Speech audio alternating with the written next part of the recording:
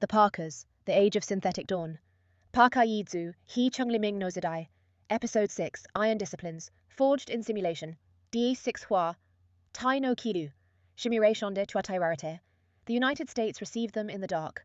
Not because of the hour, though it was well past midnight when the military transport cleared American airspace, but because the receiving facility existed specifically in the dark. 1,200 feet below a stretch of undistinguished federal land in Northern Virginia, carved into bedrock that had been classified before most of the people above it had been born, the Pentagon's subterranean evaluation sector. 7 had been waiting. The Parker family descended into it one elevator at a time. Prince Parker went first. He always went first into spaces he had not cleared himself, not because he was the most capable fighter in the family, though that was a reasonable debate, but because he was the patriarch, and the patriarch's job was to receive the unknown before asking anyone else to. He stepped into Sector 7 and looked at it. White walls, titanium-reinforced assessment bays the size of city blocks, 3 simulation arenas arranged in a triangle, each sealed behind blast-rated glass 12 inches thick. In the center of each arena, an array of military training androids, not the clumsy automated units of the previous century, but 5th-generation combat assessment constructs built to give pilots the most accurate possible simulation of active engagement with minimal real-world risk. A Pentagon lead engineer was waiting, younger than Prince expected, the expression of someone who had been briefed that his newest assignment was not ordinary and was still processing that briefing. "Mr. Parker," the engineer said. "Show me the schematics," Prince said. No greeting.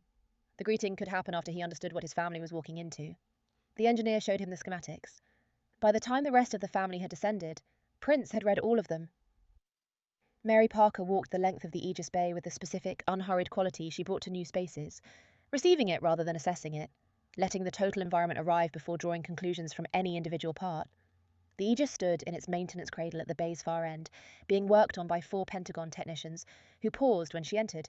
She gestured for them to continue. She was not here to interrupt the work. She was here to understand it. "What are you adding?" she asked the nearest technician.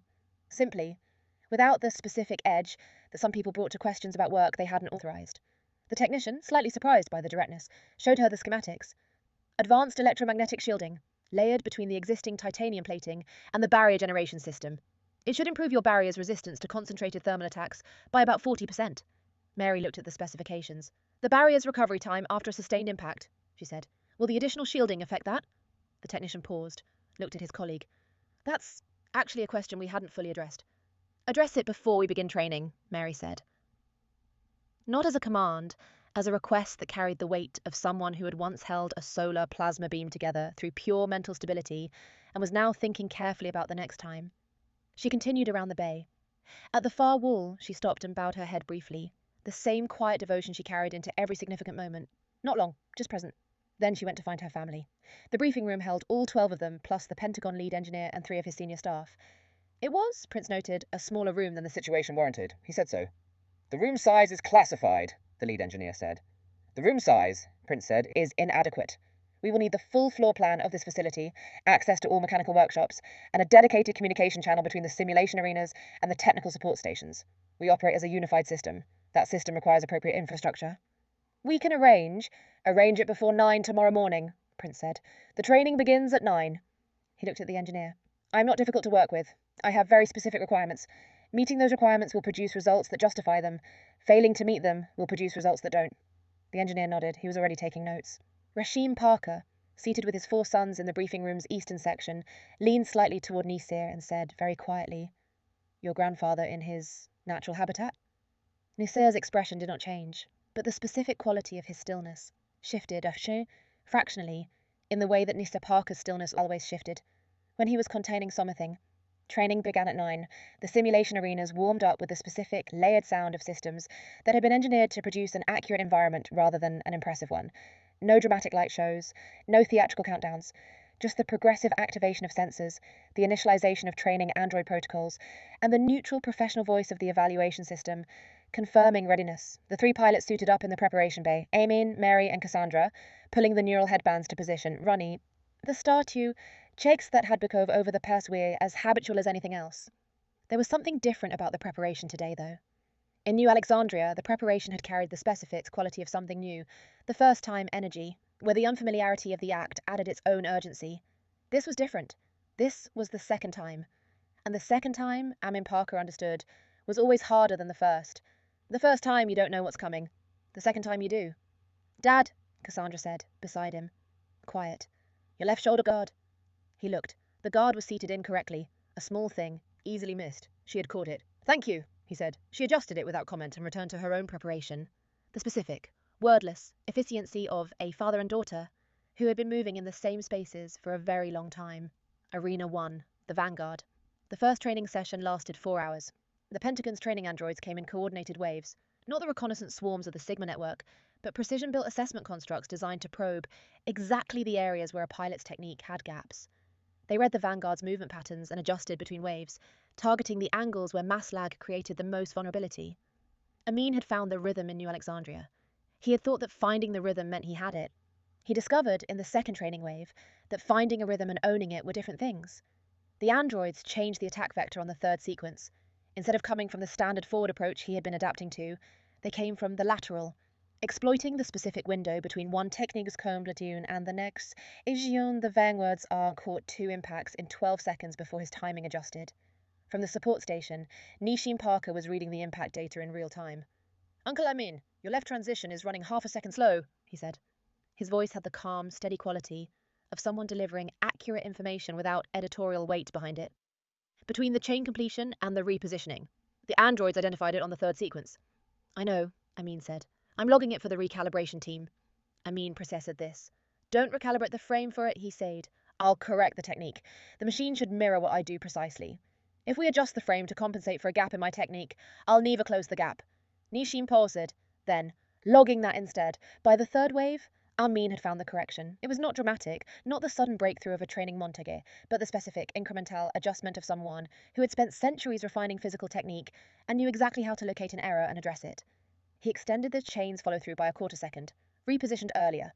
The lateral window closed. The android shifted to a new attack vector. He adjusted again. This was the actual work of it, not the breakthrough moments, but the continuous, demanding process of a warrior finding his machine's language and learning to speak it precisely. At the top of the 4th hour, the evaluation system registered the session's first clean sweep. 12 androids, 3 simultaneous attack vectors, full neutralization within the wait timing parameters the Pentagon engineers had set as the benchmark. Amin stepped out of the cockpit. His hands were steadier than they had been at the start of the day. His expression was the same. Princess Parker was at the support station. She looked at the performance data. Better, she said. Not good enough yet, Amin said. No, she agreed. But better. That's how it works. He looked at his sister for a moment. Yes, he said. It is. Arena 2, the Aegis. Mary Parker's training session was different in character from Amin's, because the Aegis was different in character from the Vanguard. The Vanguard was built to move. The Aegis was built to receive, and receiving, Mary was discovering, required a precision that was different from movement, but no less demanding. The Pentagon's assessment constructs for the Aegis training were not combat androids. They were weapons simulators, concentrated energy projectors, battering constructs built to deliver sustained impacts at increasing intensities and measure how the barrier held, how the pilot managed the neural feedback, and how long absolute mental stability could be maintained under compounding pressure. The first sequence was manageable. The second was harder. By the third sequence, the feedback running through the neural headband was significant, not damaging, but present in the way of something that demanded continuous attention rather than periodic response. Each impact registered in her mind as a distinct, high-intensity signal that had to be processed and released rather than absorbed. The specific skill the Aegis required was not strength. It was the ability to hold a mental state of absolute stability while under continuous stimulus that was designed to break it. Grandma, Amir's voice from the support station. Precise, measured, useful. Your barrier's left quadrant is running at 83% compared to the other 3. The fourth sequence projectors will target that differential if it holds. I know, Mary said. It is pulling left because I am slightly favouring it. Yes, Amir said. I am working on it. A pause. I know, Grandma. I am just making sure you have the data. Mary almost smiled.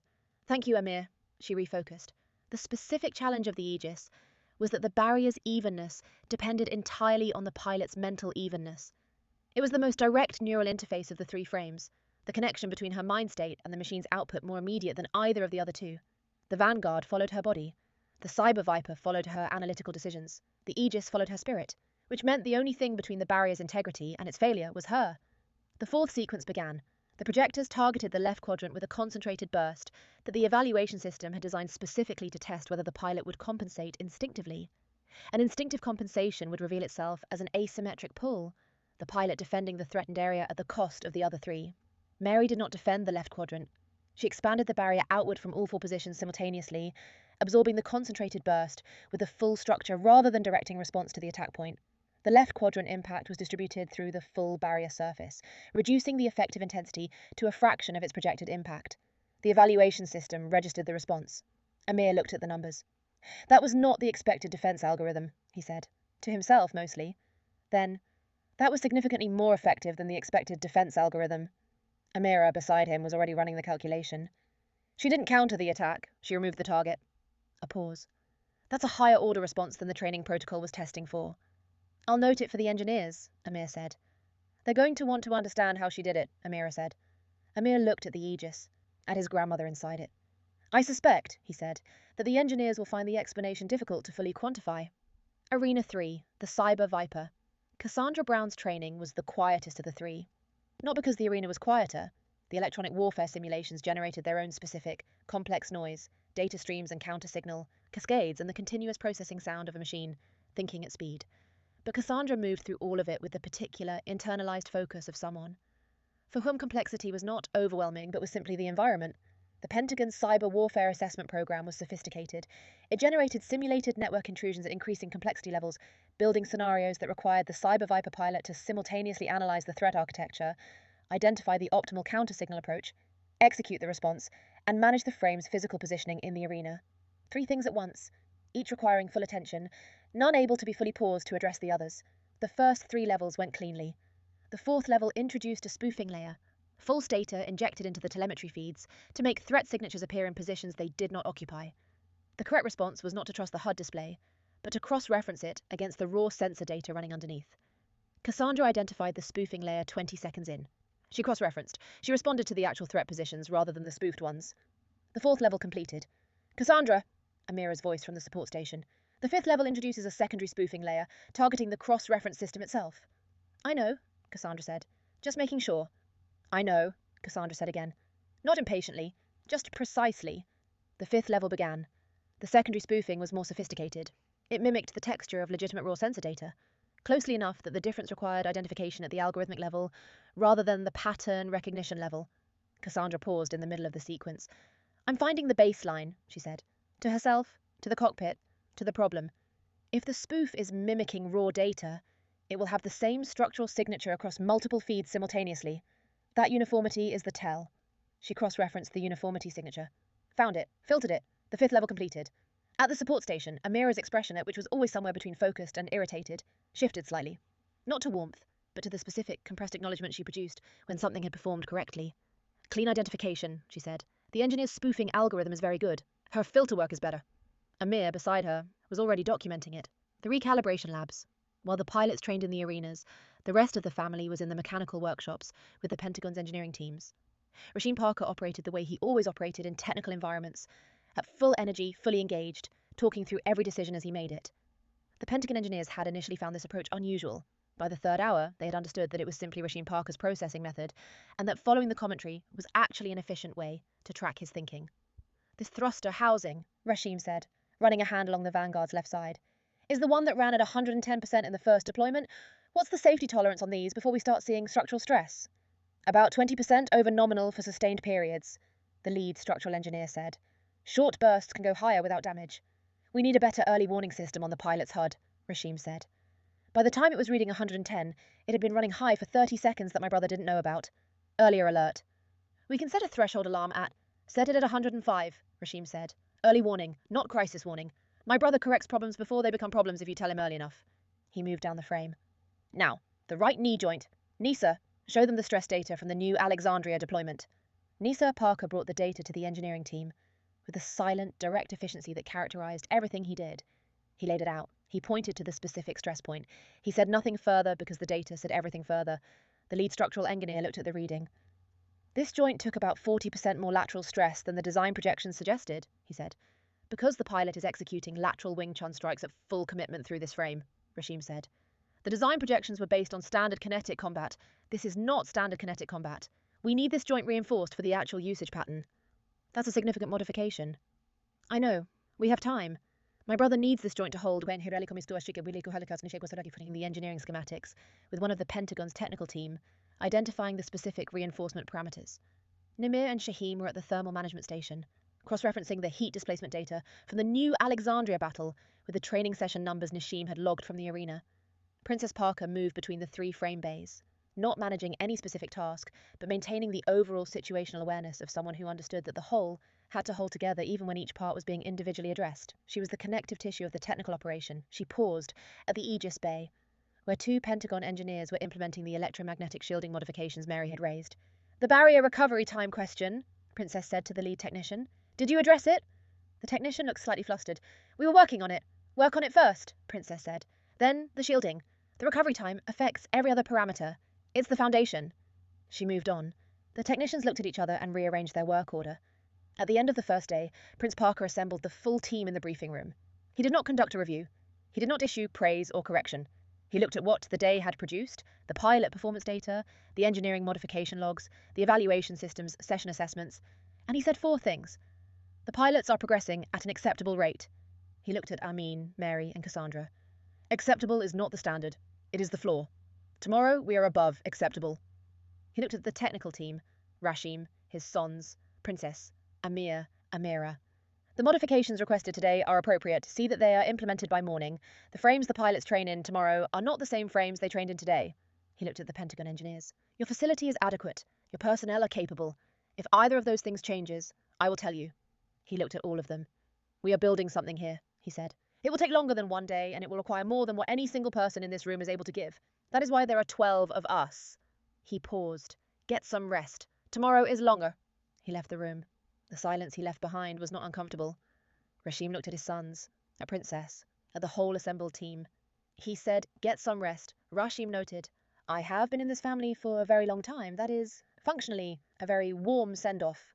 Amir said, "The data supports your interpretation."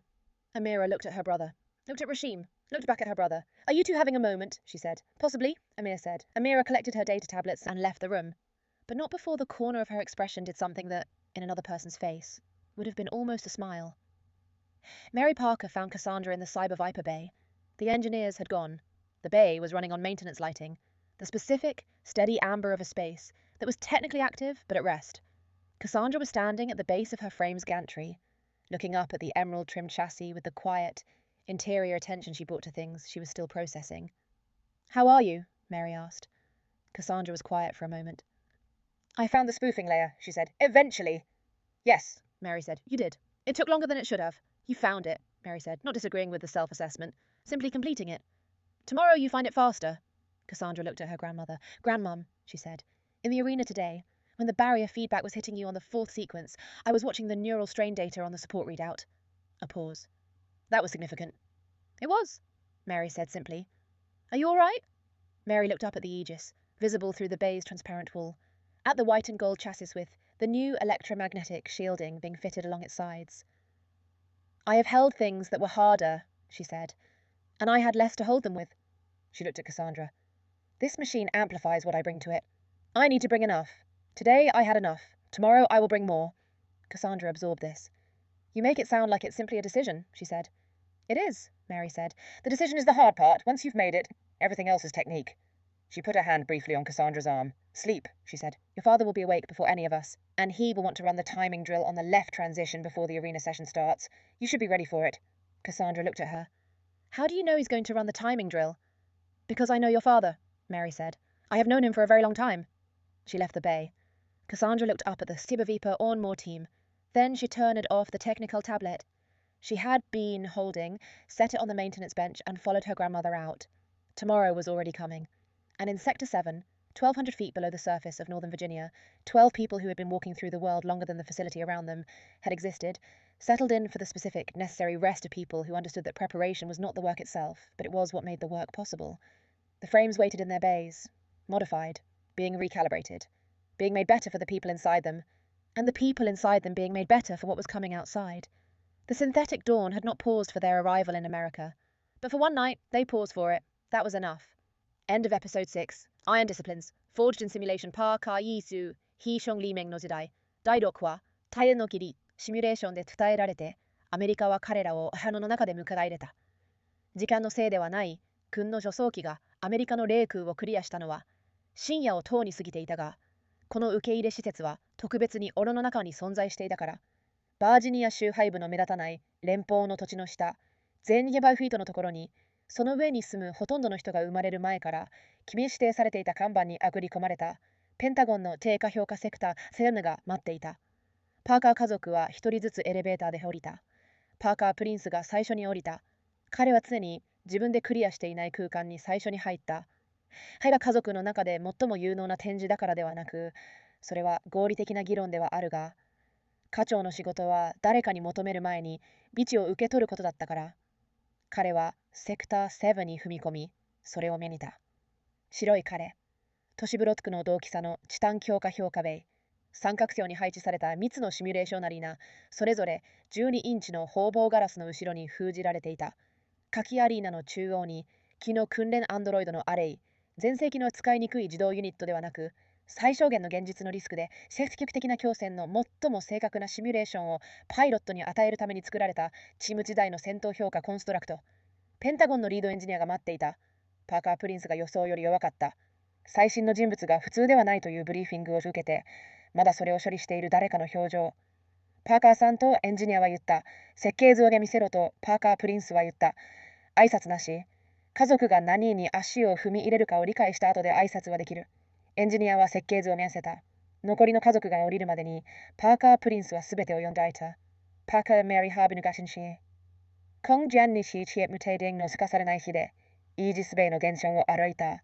評価するよりも受け取り、この部分から結論を引き出す前に、全体の環境が到着するようにした。イージスは、ベイの玄関のメンテナンスクレードルに持っており、死人のペンタゴンの技術者が作業をしていた。彼女が入ると、技術者たちは意思停止した。彼女は続けるよう合図した。作業を中断しに来たのではない。それを理解しに来た。何を追加しているのと彼女は最も近い技術者に尋ねた。単純に。自分が承認していない作業について特定のエッジを持ってくる人たちのようにではなく、技術者はわずかに驚いて設計図を見せた。高度な電磁シールド、既存のチタンプレートとバリア生成システムの間に層になっています。集中した熱攻撃に対するバリアの耐性を約 4% 向上させるはずです。パーカー・メアリーは使用を見た。持続的な衝撃後のバリアの回復時間についてと彼女は言った。追加のシールドはそれに影響しますか？技術者は一時停止した。同僚を見た。それは、実際に私たちが完全には対処していなかった質問です。訓練を始める前に対処してとパーカー・メアリーは言った。命令としてではなく、純粋な精神的安定性でソーラープラズマビームを一度まとめて保持したことがあって、次回を注意深く考えている誰かの要求として。全員がブリーフィングルームに集まった。この施設の重なりに取りつつ、すべての機械ワークショップへのアクセス、シミュレーショナリーナと技術サポートステーションの間の専用通信チャンネルが必要だと、パーカー・プリンスは言った。私たちは同一したシステムとして動く。そのシステムは適切なインフラを必要とする。手配できます。明座9時前に手配しろとパーカー・プリンスは言った。訓練は9時に始まる。パーカーらシームはパーカーニシールに静かに寄った。自然の聖石地にいるおじいちゃんだ。パーカーニシールの表情は変わらなかった。しかし、彼の静けさの特定の地がシフトした。わずかに、パーカーニシールの静けさが何かを保持している時にシフトする方法で、訓練は9時に始まった。アリーナ・アン・ヴァンガード。最初の訓練セッションは私時間続いた。ペンタゴンの訓練アンドロイドがゲットした場を出られた。審査軍ではなく、パイロットの技術にギャップがある正確な領域を探るために設計された評価コンストラクト。紙の間にヴァンガードの手書きのパターンを読んで調整し、8両のラグが最も脆弱性を踏む角度を標的にした。パーカー・アミンはニューアレクサンドリアでリズムを見つけた。リズムを見つけることはそれを持つことを意味すると思っていた。2番目の訓練場でリズムを身につけることとそれを所有することは違うことだと発見した。アミの持参、サラリのトランジションが半秒遅れて働いています。とパーカーにシームは言った。チェーン完了と再ポジショニングの N です。3番目のシーケンスでアンドロイドが特定した。わかっている。とパーカー・アミンは言った。再調整チームのためにログを取っています。パーカー・アミンはこれを処理した。フレームを再調整しないで、義手を主張する。マシンは私がすることを遠くに反撃すべきだ。フレームを技術のギャップを補うように調整したら、ギャップを閉じることは決してできない。パーカーにチームは一時停止した。それから代わりにそれをログに取ります。指示権の頂点で評価システムは最初のクリーンスイープを登録した。パーカー・アミンはコツクピットから出た。パーカー・プリンセスはサポートステーションにいた。パフォーマンスをタウジルタ。Love かなつと飛びにはよんつベルシー分ではない。とパーカー・アミンは言った。いいえと彼女は同意した。しかし良くなった。それがどのように機能するかだ。彼は姿を見た。そうだ、と彼は言った。アリーナ2イージス、パーカー・メアリーの訓練セッションは、性質において異なった。イージスが性質においてヴァンガードと異なるから。四半目のシーケンスで、プロジェクターハビングやシステムが資源するためにパイロットが本能的に不正するかどうかをテストするように設計した集中したバーストで、光の焦点を標的にした。本能的な不正は非対称な引きとして現れる。パイロットが他のが3つのコストで追い任された領域を包囲する。パーカー・メアリーは滝の総安全を包囲しなかった。スワッツの位置すべてからバリアを同時に外側に下し、全構造で集中したバーストを吸収して、ヘチコ強度をその予測除きのほんの一部に減らした。チェンバース・アメアは数字を目にた。それは予想されたホーミーアルゴリズムではなかった、と彼は言った。ほとんど自分に向かって。それは予想されたホーミーアルゴリズムより大負荷に効果的だった。キャンベル・アミラは計算を試行していた。彼女は攻撃に対抗しなかった。標的を取り除いた。一時停止。それは訓練プロトコルがテストしていたより S 半倍の病棟だ。チェンバース・アメア・ハイジスを目にた。中にいる祖母を目にた。エンジニアたちは彼女がどのようにそれをしたかを理解したいと思うだろうと思います。と彼は言った。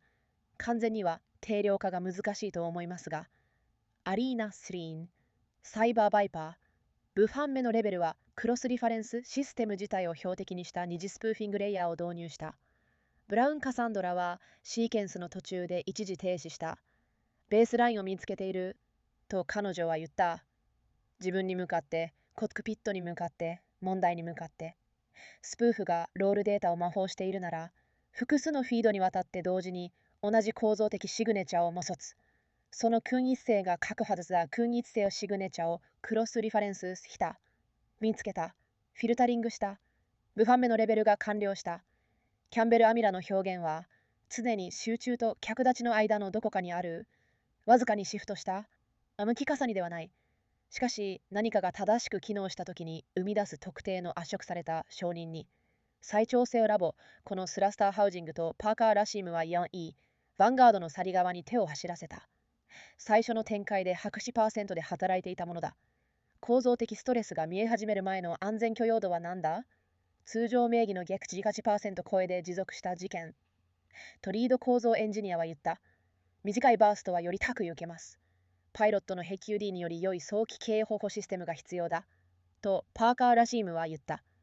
白書籍を読んでいたとき、ヒューネが知らなかった30秒間高く働いていた。より早い警告を。8ロモで式チェアラームを設定できます。8ロモで設定しろ。とパーカー・ラシームは言った。早期警告、危機警告ではない。には十分早く言われれば、問題になる前に問題を修正する、移動した。今、有機の関節にシール、ニューアレクサンドリアの展開からストレスデータをエンジニアたちに見せろ。パーカーにシールはデータをエンジニアリングチームに持っていった。それを置いた。特定のストレスポイントを示唆した。それ以上は何も言わなかった。データがそれ以上を言っていたから。翌日の終わりに、パーカー・プリンスは全チームをブリーフィングルームに詰めた。8月のことを言った。パイロットは許容できる速度で進歩している。パーカー・アミン、パーカー・メアリー、ブラウン・カサンドラを命じた。許容できるは基準ではない。過去だ。明日は許容できる以上だ。技術チームを命じた。今日要求された修正は適切だ。朝までに仕事されることを確認しろ。明日パイロットが訓練するフレームは今日訓練したフレームと同じではない。ペンタゴンのエンジニアたちを目にた。あなたたちの施設は適切だ。あなたたちの人間は有能だ。どちらかが変わったら犬。全員を目見た。ここで何かを構築している。幾日よりも長くかかる。この部屋のどんな一人でも与えられるものより多くを必要とする。だから私たちは職2人いる。一時停止した。休め。明日ではより長い。彼は部屋を出た。パーカー・ラシームは息子たちを目にた。パーカー・プリンセスを目にた。集まったチーム全員を目にた。休めと言ったと、パーカー・ラシームは言った。私はこの家族に非常に長い時間いた。それは機能的に非常に固め送りだ。チェンバース・アメアは言った。データはあなたの解釈を支持している。キャンベル・アミラは無の目見た。パーカー・ラシームを真似た。船に乗った。二人は何かを共有しているのと彼女は言った。おそらくとチェンバース・アメアは言った。キャンベル・アミラはタブレットを集めて部屋を出た。しかし、別の人の顔ではほとんど張り込みに見えた何かを表情の表に残して、パーカー・メアリーはサイバー・バイパー、ベイデ・ブラウン・カサンドラを見つけた。お父さんが明日訓練を始める前にタイミングドリルを実行したいと思うだろう。準備しておいて。ブラウン・カサンドラは彼女に見た。どうして彼がタイミングドリルを実行するつもりだとわかるの？お父さんを知っているから、とパーカー・メアリーは言った。非常に長い時間、彼女はベイを出た。ブラウン・カサンドラはもう一度サイバー・バイパーをピア上げた。それから技術タブレットをメンテナンスベンチに背置いて祖母の跡を追った。明日はすでに来ていた。そしてセクター3南までバージニア州北部の表面から全200フィートや周囲の施設よりも長く世界を歩いてきたとき2人が休んだ。準備は仕事そのものではないが、仕事を可能にするものだと理解した人々の特定の必要な給付で、フレームはベイで待っていた。修正されて、再調整されて、デュアカの人々のために良くなっていた。そして、カナイカの人々は、ラストに帰るものに対して良くなっていた。合造の山家はアメリカへの到着のために一時停止していなかった。しかし、生き地や彼らはそれのために一時停止した。十分だった。第6話が終わり、鉄の規律シミュレーションで伝えられて